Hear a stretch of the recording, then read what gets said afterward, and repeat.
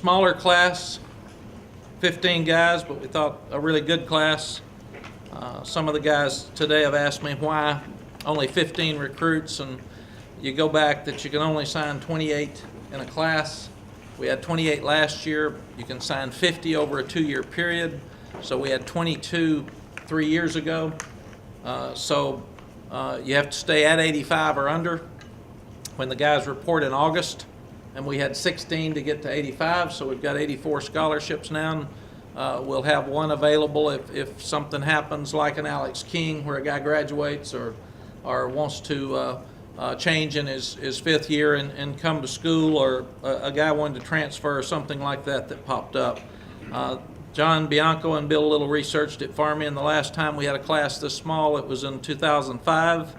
We had 14 signees at that time.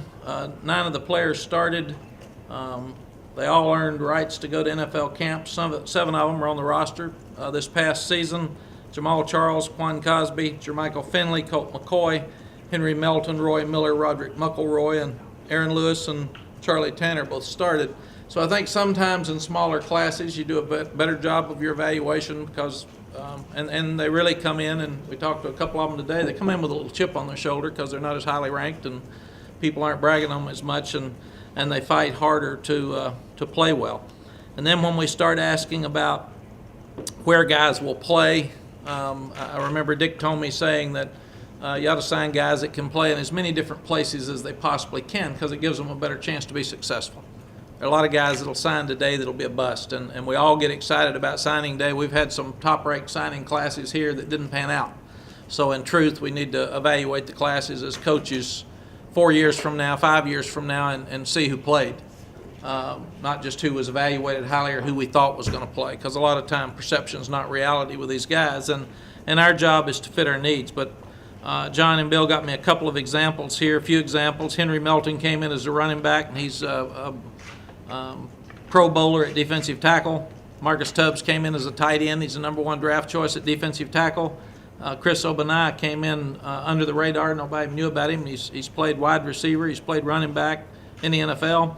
Sergio Kendall was a linebacker running back. He ended up being a great defensive end for us. Chris Raley, a running back that wasn't even as highly rated, and he'll probably get drafted next year as a defensive tackle. And I remember when we got here, Leonard Davis was a defensive tackle and played in the game the other night as an offensive tackle and been to a bunch of Pro Bowls. So you're never really sure where they're going to play. As we watch the video, and we'll talk about some of these guys, we'll tell you what our projections are, but that could change without question. 34 of the 48 signees in 2011 and 12 played as true freshmen. 48 signees in those classes, 20 of those return to start with starting experience in 2013. Probably the highlight of this class, we got some speed that we needed, but the highlight's the offensive line. The offensive line in this class averages 6'5.5" and over 300 pounds. And they can move their feet, and Stacy Searles and the staff did a tremendous job of helping us upgrade young guys at that position. And then I think you'll see some speed and skill positions as well at the other places. When we start talking about defensive linemen, why didn't you get any? We're going to move Hassan Ridgeway from defensive end to defensive tackle, and we signed 3 other defensive tackles last year. So it really wasn't a position of need for us this year. Hassan looks really good. He's in great shape. He's moving quickly. We knew we were going to do that probably by bowl practice because that's where we played him most of the time. Defensive end, we're moving Caleb Blewett back from tight end to defensive end because he was an outstanding defensive end last year. So that will help us in both of those positions. And then with tight end, we're moving John Harris into a flex tight end position because of the changes that we're going to make offensively. He'll still play some wide receiver, but he can double at tight end as well. Next year, we'll have to do a better job of getting more defensive linemen, ends, and tackles. We got 2 good linebackers this year. Next year, we'll probably have to get 2 or 3 more because we've got a bunch of linebackers coming up in our junior class. Next year we'll have to get more secondary guys because we'll be losing some juniors in 2 years in the secondary. And we still want to get some more speed guys at receiver because we've got to get back to our upper 40 and 50 points a game offensively in this league, and to do that, you've got to have great speed at wide receiver. We think we helped ourselves some in this class, but we feel like that's another issue. You also go back and think about our three guys that will probably be drafted the highest in the draft this year. Marquise Goodwin didn't even sign a football scholarship. He was recruited for track. Alex Okafor was projected as a really good football player, and nobody even knew who Kenny Vaccaro was. And he'll be a first-round draft choice. He hurt his knee, didn't even play a senior year, was not highly recruited. In fact, he played receiver in high school. And here's a guy that ends up on top that on this day was not a very good story. So Marquise wasn't talked about on this day, and Kenny Vaccaro, very little was talked about. So it just shows you that today isn't as important as what happens after today.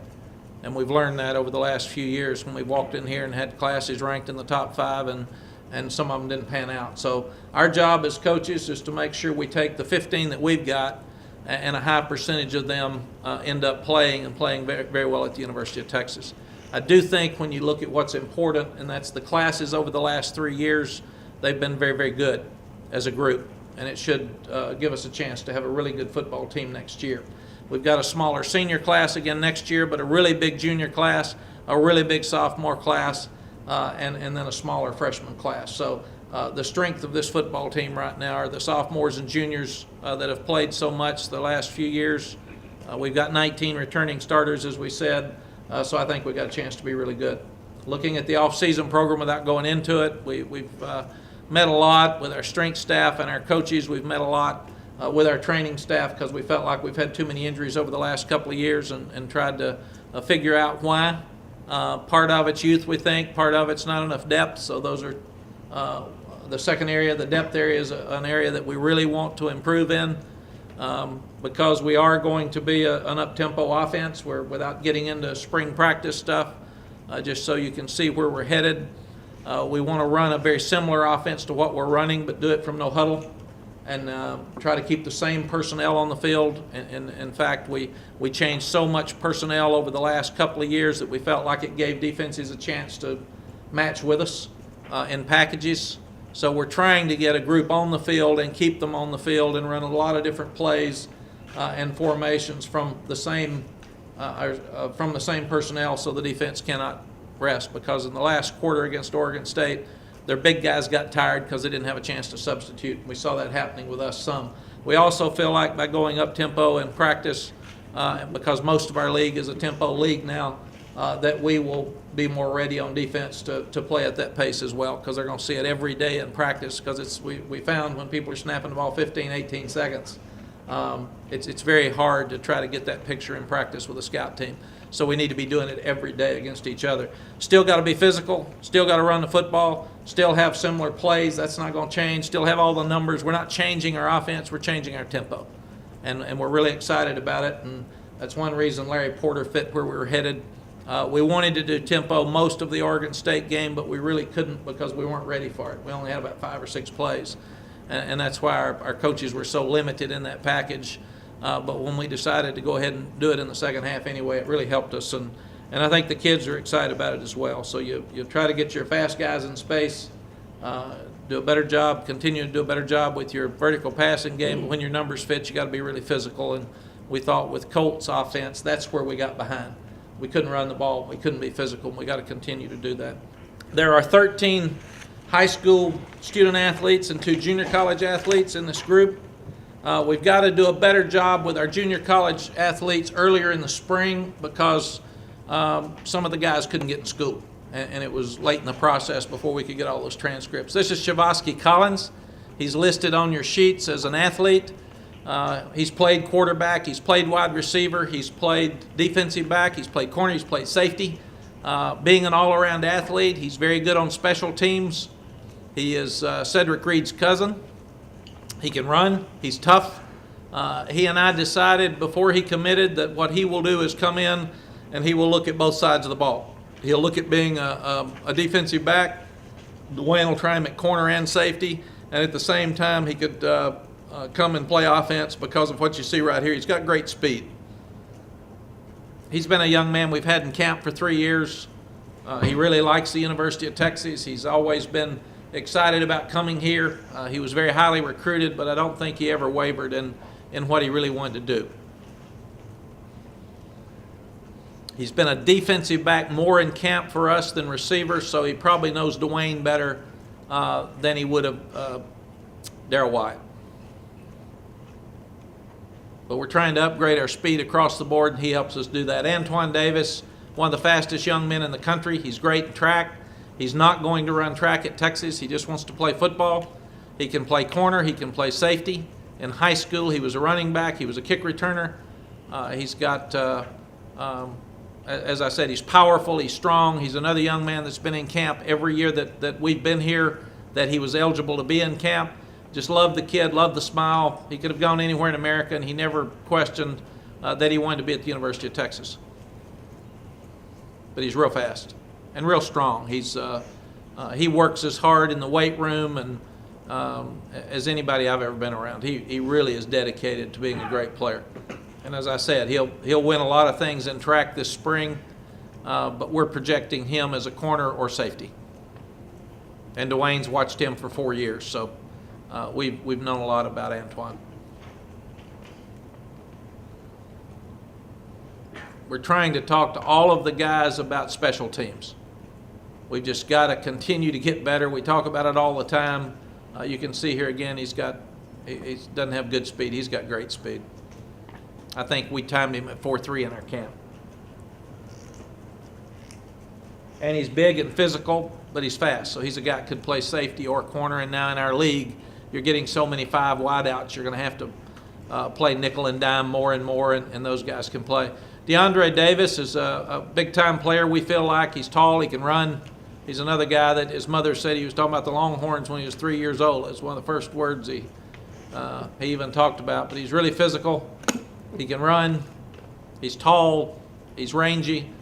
He's the type linebacker you want in this league because he can play Sam, he can play Mike, he can play in space. He can cover backs. He could probably cover receivers. So we feel like he has a chance to be really good. Right now in the Big 12, it is a speed game, as we all know, and we're having to do it. Rami Hamad's an interesting story. He's 6'5". He was 320 when he came in to visit. He's very, very physical. Alex Delatorre's dad coached him, and we saw him last spring, and Coach Delatorre didn't get in there till late. He was 270 pounds when we first saw him. He did everything Coach Delatorre told him to do. He got stronger, he got bigger, he got in great shape, and you can see here he's really, really powerful. So we were very, very fortunate to find him and find him late and follow his progress. He wanted to come to Texas very badly, actually recruited us and talked to us, and we've been so impressed with him on his visit because he's just so physical. He reminds me a lot of Casey Studdard. I mean, he's a guy that's just going to take you and be physical. Desmond Harrison is 6'8". He's 325 now, and you can see him run. He's from the Fort Bend area in Houston. He's so athletic. He's big. He's got long arms, and we think he has a chance to be a great tackle at this level, not a good tackle. You see he's got so much athletic ability. He knocks one down, but he can run downfield here and knock another one down. So we feel like he could come in and help us immediately.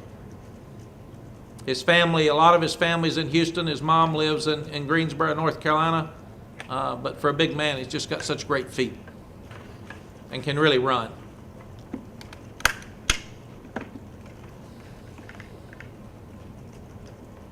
And he will be in June with the other high school guys. They pull him so much, it's just unique to have a guy that big pulling on the corner. Mack, is he a possible left tackle this year? Yes. Nashawn Hughes, his brother, plays for us now. Nashawn was a safety until last year. He's 6'4", 215, 220. Again, the type linebacker in our league now that can play inside or outside because of his length with his arms and his speed and the ability to play some safety. And he can be in there instead of your nickel back because he plays so well in space. And there's no telling how big he can get. He's a guy that's got long arms and can really run very quick. And we knew a lot about him because of the family and his brother. We feel like the upside with him is very good. And he's been around us all the time with his brother here, and hopefully his brother's knee will be well so he can play in spring as well. But here's an example of how he can cover because of his experience in the secondary and still get around the ball. Here's another guy that's probably taller than 6'2" now, and he's about 208 pounds, Eric Hume. He played with Malcolm Brown at Cibolo Steel. He's a guy that's very, very physical, has a physical presence in the secondary, can play up around the line of scrimmage, but he can cover. And he's just a guy that makes some great plays in this video. And we didn't jump on him as early as some others. He was being recruited by everybody in the country. He really wanted to be here. He kept talking to us about it. He did come to our camp. We actually, because they played so much zone, Dwayne wanted to lock him up man-to-man because we're playing a lot of man coverage. And he covered some of the best receivers in camp, and you can see he's a real big hitter. His brother plays at El Paso. He's got good hands. He's tall. Again, length, range. He can really run, and a big hitter in the middle, which is what we're looking for at safety. Darius James, some had him rated the #1 center in the country, I think. He'll probably play guard for us, but he can play all 5 spots. Again, he's 6'5", 350, and he can just run. He's so athletic. I've never seen, I think this is the best group of offensive linemen from top to bottom we've ever signed. And give Stacy Searles and the staff credit because they've really, really worked hard. We won't continue to get bigger guys, but can still move their feet. And Darius, like the other guys, can really run. And he could have gone anywhere in America he wanted to. We've got to get so we can run the ball against the tough defenses, and we feel like with last year's group and this year's group, we're getting closer to making that happen. I do think some of these guys will mix in there next year. Montrell Meander's a guy that we saw in the spring. He was under the radar being from Amarillo. Not a lot of people saw him. He like Rami, improved so much from spring till now, and he's one of the faster kids in the state. He's 6'3". He runs track. He plays basketball. We really liked the young man when we got him on campus. Again, a guy who really likes the University of Texas and wanted to be here. He's played safety, so he's listed for us as an athlete. But we feel like he can give you plays like this in space. He can run the speed sweeps. He's big enough to block. He's a guy that can gain so much more strength in the weight room with Benny, but he's tall and fast. And we feel like with the 3 we brought in last year and the 3 we brought in this year that we've really upgraded our speed.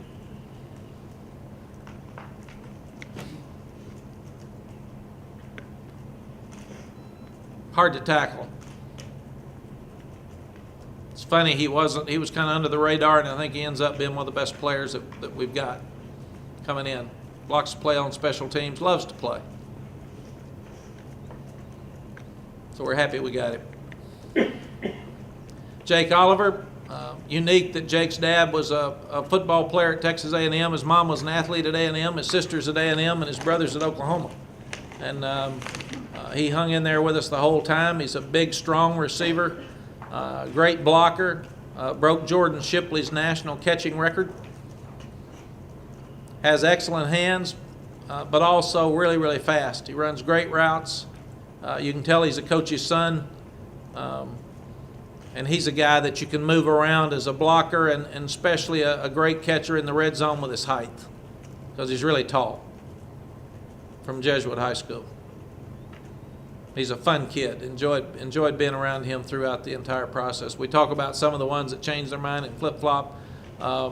Most of these kids didn't take another visit. They just wanted to come to Texas, and that's where we've had our most success.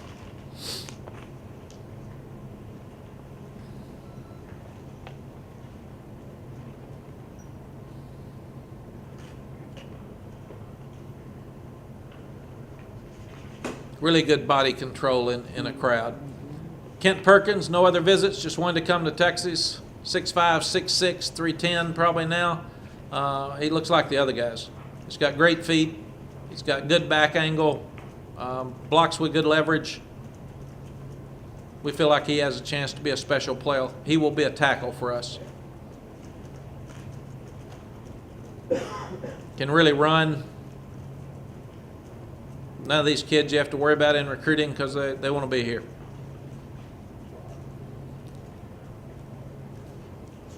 Does he play right tackle in high school just because they use the ball so much more? I think so. I didn't ask, but they don't pass it much. Jake Rollerson's a guy that played everywhere in high school. He played offensive tackle, he played tight end, he played nose guard, he played defensive end. I talked to him a few minutes ago at our team meeting. He's already up to about 268. We look at him at both places. Right now we're looking at him in the offensive line first. He can really run, very aggressive, as you'll watch him throughout this video. Very bright young man, very driven.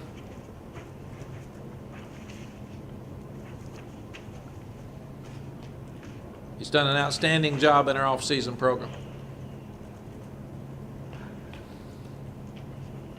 And he and I really haven't sat down to talk about it. He played offensive line in the All-American All-Star game, and I think that's what he liked.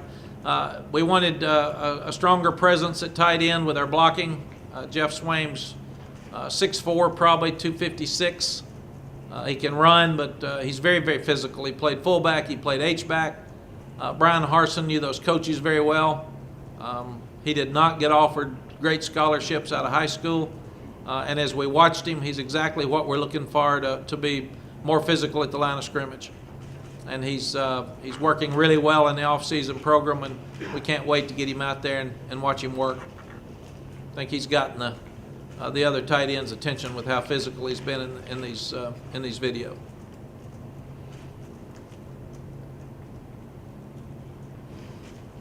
Tyrone Swoops is in camp. He's already up to 250, and his body fat is very little, so he's in great shape, but he's big at about 6'5", 250. He can run. Guys have really been impressed with him in the workouts. You can't use a ball around us, so we haven't seen him throw or do any of those things yet. But he and Connor Brewer and Jalen Overstreet should be really interesting watching them compete this spring.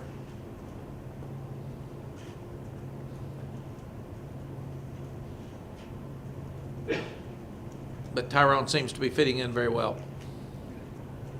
Is he less polished than your other quarterbacks when they came in out of high school? You know, I've never been on the field with him. It'd be hard for me I could give you an answer, but it wouldn't be one I knew. Very honestly, I think we'll know after spring practice. Do you worry 250 can carry that pretty well? Yeah, I was till I saw him run yesterday morning. He looks really good. I thought 235. He doesn't look any different than he was. In fact, he's tightened his body up some. So Benny and Jeff think he's doing really well. Ja'Cory Warwick, another guy with speed, great student. His stepdad was in our band. So again, he's a guy that's wanted to come to Texas his whole life.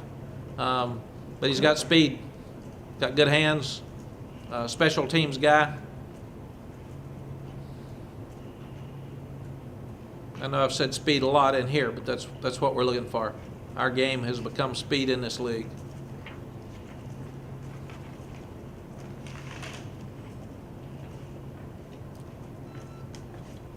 And somebody asked me if these offensive linemen fit in our scheme. I think they'd fit in any scheme. Big and fast and strong is not bad.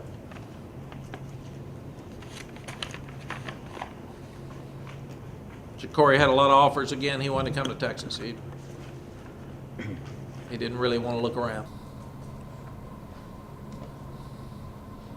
Spring game is on the 31st, which is Easter, which we do not like, but I think for the second time we've been here, it just pops up with the way our spring break figures out. So we're going to go ahead and bite the bullet and do it at 3 o'clock on that day, understanding that we would rather not do it on that day, but it fits the kids best and fits their schedule for their academics and still lets us break spring practice up where they have a chance to rest their bodies at spring break.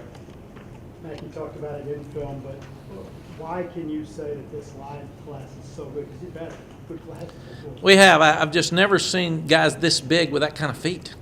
I mean, it's every one of them are big with feet, and you usually don't have 5 guys that can move like that.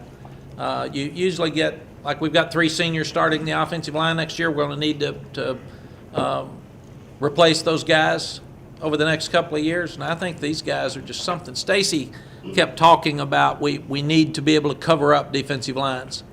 And we haven't been able to do that yet. And last year's class was good. You get Donald Hawkins, but you get two young ones in Curtis Reiser and Kennedy Estelle. And you add those three, but those two young ones to this group of five, and all of a sudden you're starting to see what he's talking about. It is a big, physical offensive line with feet.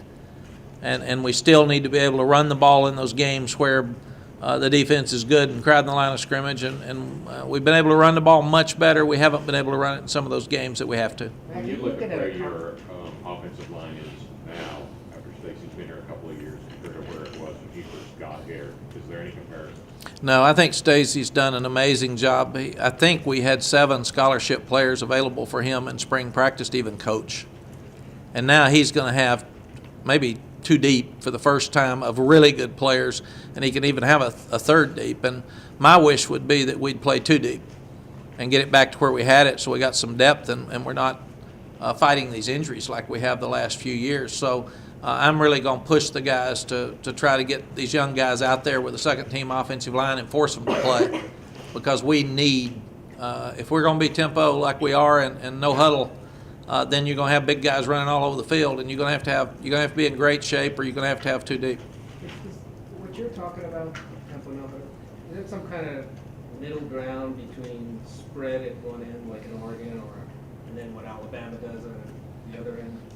Yes, it's you still want to be physical. We're not going to be the option type team that Oregon is, but we're going to run Oregon's tempo, and that's what we want. We want to be similar to the things we've been doing, but we want to do it with no huddle, and we want to do it with the same players. I just thought in watching the last 2 years, as much as we packaged things, as we were sending in different personnel groupings, they were resting, or they were sending in personnel groupings. And what I saw for us is that our big guys would be looking over at us, and West Virginia snapping a ball.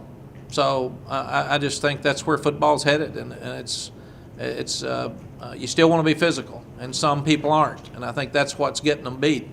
So we're going to keep our physical presence. We're going to run the football, but at the same time, we're going to do it without huddling and try to do it with the same personnel. Oklahoma did it in 2008, and they scored a bunch of points because what we're seeing is defensive coordinators can't call defenses. They look at their wristband and call a defense, and the kids are looking down, the ball's being snapped. So you can't substitute, and you really can't call defenses because the ball's being snapped so quickly that it's changed our game, and it's changed our game completely, and we're going to get right in the middle of it. Oklahoma State kind of did it? Oklahoma State does. Oklahoma State's been able, I thought Todd Monken did as good a job staying physical and running no huddle as anybody, and we'll head more in that direction. Matt, with Tyrone and with his skill set, is that what you're looking for going forward at quarterback, or did it just so happen that he was the best guy you guys went this year? No, I think what you're looking for is a quarterback that can move. You look at Andrew Luck, you look at Russell Wilson, you look at RG3. You got 3 guys that are rookies in the NFL that made the playoffs. And I think a whole lot of the reason was because those 3 guys made plays with their feet. So we want to get back to making sure our quarterback can move. Coach, what was the level of negative recruiting? You lost some players that committed and changed their minds. Was that just the nature of the beast, or was that negative recruiting, or can you pinpoint what that was? Yes. How hard is it to find those guys like Perkins, so that it stay committed in one visit, and then how hard is it to keep other guys? I mean, how has it become harder over the years? Well, I think we can answer both questions at the same time. What you've got to find is what's happening to us now. We've already got 7 commitments for a year from now. Some of these kids we're going to have to keep a year and a half. And then if one of them backs out on you in December, it really hurts you. So what I've talked to our coaches about is you've got to do a better job of making sure that you trust the parents and that you don't talk one into coming. If he decides to come now, if you get a commitment, it better be because he's wanting to come, not because you recruited him and talked him into it. And I've talked to some other coaches, and there's been more people flipping around the last 2 years than ever. And they think a lot of it's because of social media. Coaches can get 2 kids much easier. You all can get 2 kids. So this kid, everybody gets in his head. And unlike our guys, a lot of guys recruit for their school in their websites, and they really get in these kids' head. They tell them everything, and a lot of it's not true, Ed, very honestly, but that hasn't changed. It's just easier to get to them. So You can get to a young man now through Twitter and nobody knows it. High school coach doesn't know it. Mom may not know it. So it's just different. So I think the thing that we will do is we've allowed a couple of kids to commit and still look around the last couple of years. We're going to go back and say we're not doing that anymore. If you're committed to us, be committed. And if you go look, we're going to go look. And that's just there's also more coaches backing out now on kids. And I think kids are scared. And so it's dog eat dog out there right now. And I think what we found is the 15 that we got are very passionate about being at Texas, and that's what you want. And very honestly, if you think about it, if a young person tells you they're coming, the parents tell you they're coming, and then they don't, you wouldn't want them to be here. I mean, very honestly, it may be disappointing on the day it happens, but you want people that'll look you in the eye and tell you the truth, and you want people that want to be at your school, and that's important. And then when somebody decides to back out on you, you got to go look for somebody else's. I mean, that's what happens in this world. So I think everybody understands it. That's just the nature of the beast right now. Mack, you mentioned you guys got a handful of commitments for next year. Seems like you've been on the road a lot the last month or so. What's kind of the change in philosophy there?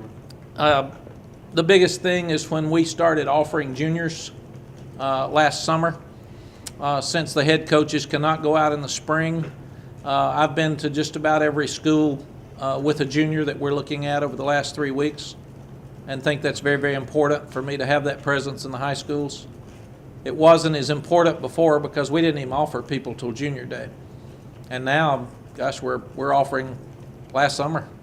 We're offering in August. So I'd like to go to the school and see the coach. And the other thing is that if you get a commitment, you'd like for the high school coach to help you keep it.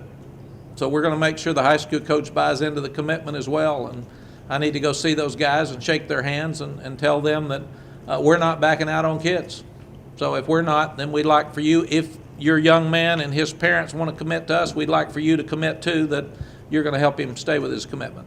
You mentioned Robinson's around 268. Is there any kind of magic number weight-wise he needs to get to before he can really help you? It's funny, he asked me, and I'll talk to Stacy and Jeff and Benny and our nutritionist, but I told him he'll probably be 275 by fall, based on my experiences in there somewhere. He might end up being about 290. But what he's got to do is see how much can he weigh and still be effective. You don't want him to lose his quickness and his explosiveness, because he's got both of those things, and he's tireless now. I mean, you don't want to ask him what he ate for dinner, because you'll get it. You're going to get all of it. Matt, you mentioned John Harris going to the flex timing position. Is that a position you look at Jake Oliver possibly doing? I think he's a big receiver, but now we're going to play with 3 and 4 wide receivers a lot. So those guys can move around. And I think we have to be very careful, Jeff. Sometimes in here I go fast and probably don't say it exactly like you all hear it. And then John or Bill bring it to me and I say, well, that's not what I meant. It might be what I said. John will still play wide receiver, but he will move into that flex position some, because we're going to have more ability to interchange the wide receivers. Because what we'd like to do, John's about 222, 224. And we'd like for him to be able to come in tight some so he could run the ball and still play flexed, but still have the ability to move out to wide receiver, whether it's a flex wide receiver or a split end. And if he can do that, it really helps us reach our goal of keeping the same players on the field and going from 3 wides to 2 wides or 4 wides with the same players. Mack, with all this talent you have coming in at offensive line, you also have 5 returning starters there. Do you tell them that jobs are open in the spring and summer, or how do you handle that? That's been one. You stay 16 years. You guys go back and repeat things I said in '98 that I probably changed or some, but all of our jobs are always open. I mean, they really are. And if a guy's loafing or he doesn't play well, I just don't come in here and say it every day. When we lose, I say it, and I should say it every day, because very honestly, we're going to play the best players. And these guys will have a summer. Jake will be here all spring, but the other guys will have a summer. With the AFCA, we've talked to the NCAA. I'd love to see coaches be able to visit with their players more in the summer. I think it'd do a better job of getting them ready and watching film with them and do some of that, and we can't do any of that. So it hurts an offensive lineman. So we're lucky that we've got an older offensive line, because the Mason Walters and the Trey Hopkins can take these kids and really work with them and show them because we're going to have the same schemes and we're going to do the same things, just at a different tempo. So I do think when you're older, David's older, Case is older, they can help the young quarterbacks more. We haven't had that the last couple of years. Some of our best players have been our youngest ones, and now we've got an older team. There was better chemistry in that meeting a few minutes ago. Watching this video, they were laughing and cutting up and jumping up and down and picking at each other. And I've watched the off-season programs now. The whole team is working out every morning at 6, except for Wednesday. So Monday, Tuesday, Thursday, Friday, they're working from 6 to 7:30. And we've been there every day watching them, and they're really getting after each other. There's more accountability right now out there that you need to pick it up, and we're making them go back if one guy is slacking a little bit, and they're really getting after each other. So I'm seeing more leadership than we've had the last 2 years. Thought it was better this year. I think it's going to be great next year. Were you in favor of the new recruiting rules in terms of texting? I thought I was in favor of having the ability to text with seniors. I thought we went a little too far. If you look at right now what we're looking at, and it's a very difficult time in my estimation for athletic directors, we now can have a media guide that has unlimited number of pages in it, unlimited number of pictures. They can be color. We can send out any posters we want, unlimited numbers. I'm not sure the high school coaches are going to be getting all this stuff anyway. We can send any note cards out. All of that changed. And then as of August 1st, we can text or call any junior that we want at any time or any senior at any time. So in talking to a lot of the high school coaches around, they're worried that now we can call them as much as you all. So I think you all get comments from them. If we don't think the comment's fair, we can call them immediately and ask them about it, where we've never been able to do that before. But at the same time, coaches won't even have to call a high school coach anymore. So the high school coaches are concerned that more people will have the ability to get to the kids without going through them, and they're going to lose some control of their program. So I'm not sure that we didn't go a little bit too fast and a little bit too far. And we've all got to figure out why. You also can have everybody in your building recruit now on campus. You also can have a head coach and 9 assistants recruiting off campus instead of having 7 at a time. So everybody's going to be out. I can be out all the time now without having an assistant come in when I go out. But anybody in our building, Ken Rucker, starting in August, can be a recruiter. He can't leave campus, but he can call a high school coach. He can call. So, and you also have no regulations right now on the number of personnel people you can have. So people are going to start hiring a whole lot of personnel people, maybe even some NFL personnel people, to start handling some of their recruiting on campus and looking at videos. And so I think that we'll see in a year that we'll probably get some sense into some of this stuff that's a little bit out there right now. Coach, you said if a commit looks around, y'all are going to look around. Are you saying you'll pull an offer if a commitment takes another visit? And if so, is that something you've done before, Texas? I've done it before, yes. And I think, again, we're in a world where there's different circumstances that come up all the time. So for me to sit here and say that in every case it's going to happen while I'm coaching here in the future, and you lock me into it and you say he lied, I'm not going to do that. But what we're going to tell guys is if you want to come to don't commit to us unless it's over and you want to come. And then the message we get, if you're committed to us and you're looking, that's a simple message we're going to look to. And if we find somebody as good as you that wants to come and you're looking around, then we'll take it. And I think that's fair. And I've done that before. And I think what my job is to do what's best for the University of Texas and get the guys that want to be here. And guys can change their mind. If you want to, if you start looking, to me, you're looking for something different than you've got. So I'm gonna look for something different than I got. Mack, have you given any thought or decided that you're gonna restructure your recruiting in terms of the personnel you can add? How are you gonna do that? Randy, we're all over the place right now. All of us are. I mean, we got to talk to DeLoss, athletic directors and coaches, leagues. Everybody's got to try to figure out how do we put some sense into this, and none of us have been home. So I think now we'll have to sit down and I've asked the offensive staff and the defensive staff to give me a proposal of what they think based on what other people are doing out there. I've asked Arthur Johnson and that staff outside of coaches to give me a proposal and see what they think. I'm putting together thoughts that I feel that are very important. and then we're going to have to go to DeLoss. And the other thing is, if you hire new people, then in 1 year is the rule going to change? You have to fire everybody. So it's a tough time right now to try to figure out where we're all headed.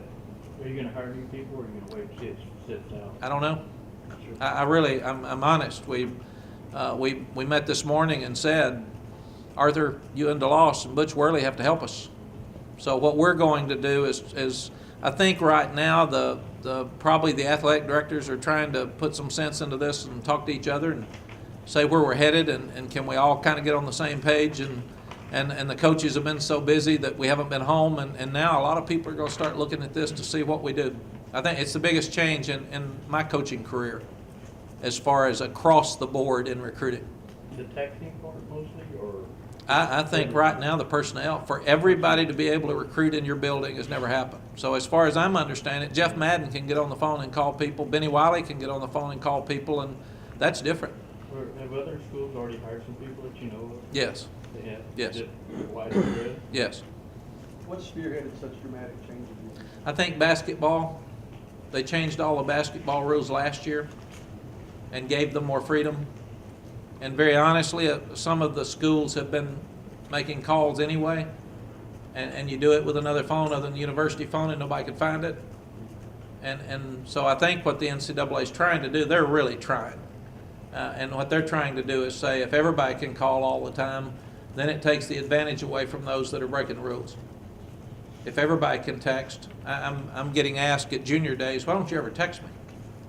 You know, and I'm saying you can't, it's against the rules, and they're shocked. So I think that's where the NCAA is going. If we can't find out who's texting and who's calling extra, let's just throw that rule out and allow everybody to do it, and then it's not an advantage for those that are not going by the rules. Wasn't it also an expense thing with kids? I think it was, but now it's not. It's changed so much that I don't, the way I'm understanding it, it's not the same. As far as the defensive tackles that you didn't get, was there any common denominator there, and how would you evaluate the DT I'm position? not going to talk about who we didn't get. How about the position of defensive tackle? That's just where you are right now. I think we're in great shape. Malcolm Brown's really good for the young ones. We've got the older ones. I think we'll find that Paul Boyette and Alex Norman are going to be really good players. We're excited about watching them this spring. And Hassan Ridgeway is as talented as just about anybody we've seen in a while. So we're really excited about watching him. You take a 265, 60, 70-pound defensive end, and he gets to 306 and doesn't lose any speed. In this league where people are spread and you got screens and you got draws, and you don't need the big slow guy in there anymore. He can't play. I mean, you're just taking him out of the game with these spread offenses. Yeah, but one of the things you were disappointed in last fall, some defensive tackles play which affected your linebackers. I thought the defensive tackles played better than the linebackers. I was disappointed in their linebacker play. Thought they played better at the end of the year. I thought they played great against Oregon State. But I did not think they played well early. Does Antoine Davis remind you of any of your other former DBs here? And then also the thought of him not doing track, does that help you in any way? I think the first part is the thought of him not doing track means that he is really committed to coming in here and wanting to play. And it's very important to him because he's great in track. And what a lot of our guys have done is get established in football and then go run track later. And I think right now Sherrod Evans is totally involved in football. And he may do track after football, but Sherrod wants to play football. So he's in every off-season program. He'll be at every spring practice. He's never done that before. So I think that'll really help him. And your other question? Well, with Antoine, does he remind you of any of your former DBs? You know, again, you've got him in camp. Until you can really see him, I could sit here and make something up that sound good, but I'd really rather not do that. Sure. I think in a year maybe I can do that. Mac, what are your thoughts on the major situation? Have you lost any faith in him as your coordinator? No, he made a poor decision 4 years ago. He's rectified it with his family. And he's rectified it with the university. He did exactly what he was told and asked to do, and I know he's very remorseful, and he's moved forward. Mac, Did you ever consider a lot of really good quarterbacks in the state this year? Can you talk about why you guys elected to go with Tyrone Swoops? We think he's good. You know, Brian Harson's at Arkansas State. You can call him, ask him. He's the one that had the lead vote in that group, and he's gone. So Mac, did you ever consider letting Major go? Did you No. know about that at the time? I did not consider letting him go, but I'm not going to talk about that anymore. Let's talk about recruiting. Coach, will spring practice be open to the media and the public? Haven't even talked about it, Ed. Really and truly, we've had our hands full with recruiting, and I can speak for all of us, we'd like to see some spring practice. okay, well, that's a shocker, but thanks, Ed. I'll take your all's thoughts into full consideration. During the afternoon when you usually. Well, that's true. We're not playing in the morning, Ed. It'd be right during golf time. Mac, So- we haven't talked to you since the Alamo Bowl, the decision to bring Hicks and McCoy back, and what kind of discipline they're facing. You talked about internal discipline. Yes. Can you talk about the decision to bring them back? Was that? Bring them back on the team? Yes. Yes, they were not charged. So like every other situation in that case, when a young man's not charged, we brought them back on the team. If they've done something to embarrass our team or our university, we've put them through some harsh discipline. Did losing Harsin to Arkansas State have any effect on recruiting, or did you have to redouble your efforts or anything like that? I don't know. I think probably losing a running back in late December and hiring a new running back coach that didn't happen until January and moving Major to quarterbacks probably affected the running back recruiting some. One thing that happens, and it's why at our position it's more hurtful when a guy backs out late. If he backs out early, you're fine, and you can do that. But if you tell every running back in the state that you're going to take one and you took one, and then all of them get mad at you, and then he backs out, it makes it a little tougher on you. So that's why it's really important that guys that commit to us hang in there with us. How would you assess the immediate impact that Porter had on recruiting in here? I don't think he could have much because he really didn't even get here. You have about 3 weeks. Coach, I think he'll be a really good recruiter in the future, Randy, but most of what we got was already done when he got here. you gave us some examples of why recruiting class rankings don't matter much in the past. Having 5 guys decommit, what can that say about the program or for this class? I don't think anything, really. It says that 5 that we looked at decided they didn't want to come. You know, I think last year we had 2. Year before that we had 2. If you look at it, it's happening across the country. I've tried to look at the guys and see why. I think it's always different. You try to ask why and that. And what I've asked our coaches and myself to do is let's make sure that one's committed before he commits. And that's a hard, difficult thing to do because they all are when they commit. So, but I think I've said it before. Lou Holt said it the best. Worry about the ones you get because you got them 5 years for 365 days a year. Don't ever worry about the ones you didn't get because there's a reason they didn't come. And I don't want anybody here that doesn't want to be here. And I think that's really important. Mac, Eric Hume was a camp offer, a guy that you guys got in and liked and kind of offered on the spot. What did he show at that camp? That he could play man. We're in a league where they're going to spread you out so much. There's going to be times where you have to play man. And if he's going to be a safety, he's going to be locked up on a fast guy. And that was the question because they played so much zone. Dwayne just in his mind had to get him on the grass, and he loved what he saw. I know it's tough to project this out, but with a guy with his kind of frame, is he somebody that could grow into a linebacker in the future? It's tough to project that out. Matt, with everything, with the We signed him as a safety. I mean, you know, I don't know how much they'll grow. I think those things are all suspect, so you just don't know. Are your junior day philosophies changing any, you know, you've got it coming up starting this week, in terms of the way recruiting's changed? Is that changing? I don't know. I don't think a lot. I think we're pretty much who we've been. It's changing in that we've got 7 commitments going into it, and we've never had public commitments like that going into junior day. I know that we're going to explain the rules to the families very carefully.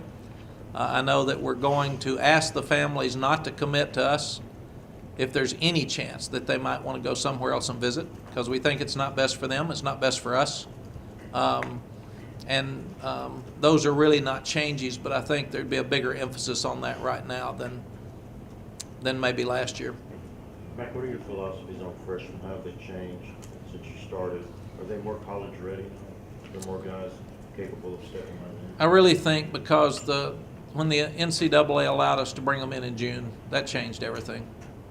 They're in better shape. They work with your older players all summer, so the older players can actually coach them. And because of all that, they're away from home, so you have a lot less homesickness during a two-a-day period than you used to have.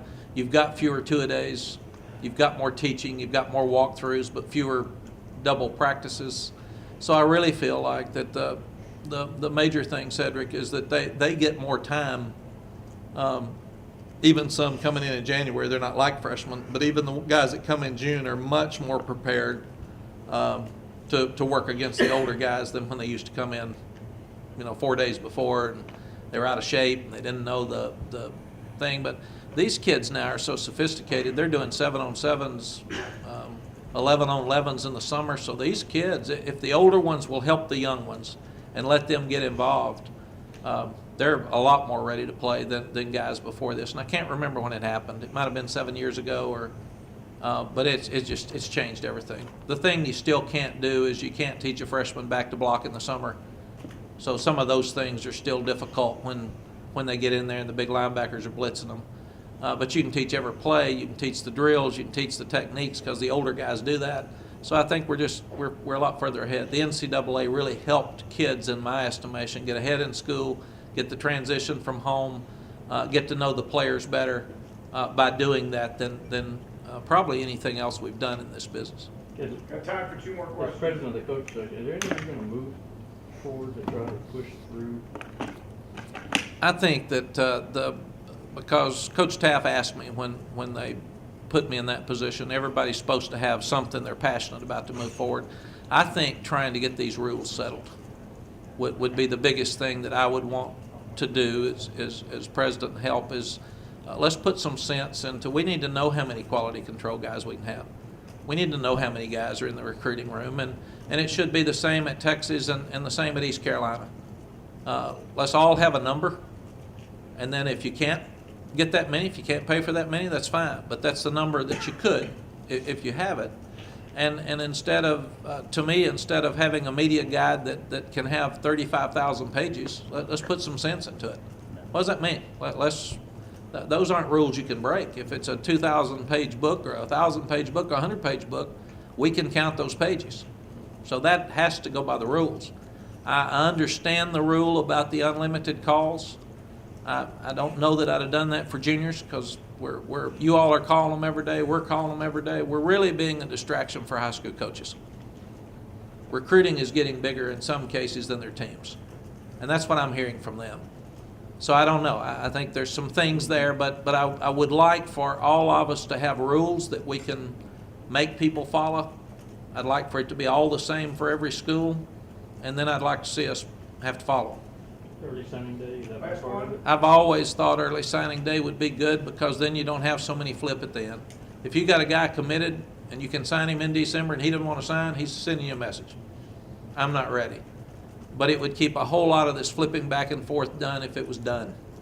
And one of the problems is a lot of the coaches think that if a Texas could sign 25 guys and you've got 20 signed on your early signing date, then you take your 10 coaches and go recruit everybody else to get 5 more or go start looking at juniors. So that's the problem with early signing date, and I understand that for schools that aren't in areas like we are where we've got a lot of players around. So I would love to see 5 years of eligibility. For us to think about having to play Jalen Overstreet in that ball game in San Antonio and him losing the year of eligibility, and I had him stand up in front of the players and say, now here's unselfishness, because he said he would play. His parents said, we trust you. If he needs to play to win the game, put him in. What an awful thing for us if we'd had to put that kid in that game. If you've got 5 years of eligibility, let him play. It doesn't matter. We could have played him against New Mexico. But I don't see why those things are an issue. Then you don't have medicals. Then you don't have redshirting. What you've got is you've got a certain number of scholarships that everybody can have, and if you run one off, it costs you. And I think it's safer for kids. Right now, you can have 15 medicals and hide guys and shove guys, and or we could have played Jalen and cost him a year of his eligibility in one game. And I've never done that before in my life. And I was so worried about that during that ball game. I'm just glad David stayed healthy and it didn't come up. But it wouldn't have come up. Or why not let kids play when you're way ahead instead of keeping your older guys out there? Let those young ones run out there and play 5 plays or 10 plays and give them a chance, because a lot of kids are devastated by redshirting. And we found the ones that play have better grades than the ones that don't, because they're involved. They're on the field, they're out there participating, and that's what they've been doing. And redshirting is really, really hard on a lot of kids. And in some cases, you don't even get better because you're depressed, because you're not out there, and you got to tell all your buddies, I'm sorry, I'm not playing, and why aren't you good enough? And so they're afraid to go home, they're afraid to be seen, and it's a very difficult thing. So I'd love, I don't bandwagon here, but I'd love to see a few of those things done that I think would really help kids. Anything else? Coach, not sure if I'll see you before the Texas Sports Hall of Fame, but your thoughts on Ricky going in, and are you wondering what took so long? Well, a lot of times they'll wait till you're through playing, I think, and Ricky's so deserving, and I really enjoyed that a couple of years ago, and the guys in here that vote on it have done such a tremendous job, and it's such an honor now to get in because you look at the people that are in, and I think Ricky Williams fits right in the middle of that class, and is a guy that has given all of us thrills in this state. And when you start looking at regardless of where he's from, he needs to be in the Texas Sports Hall of Fame in my estimation. Thank you, Coach. Thank you all. Thank you, Coach. Thanks, Coach. Thank you.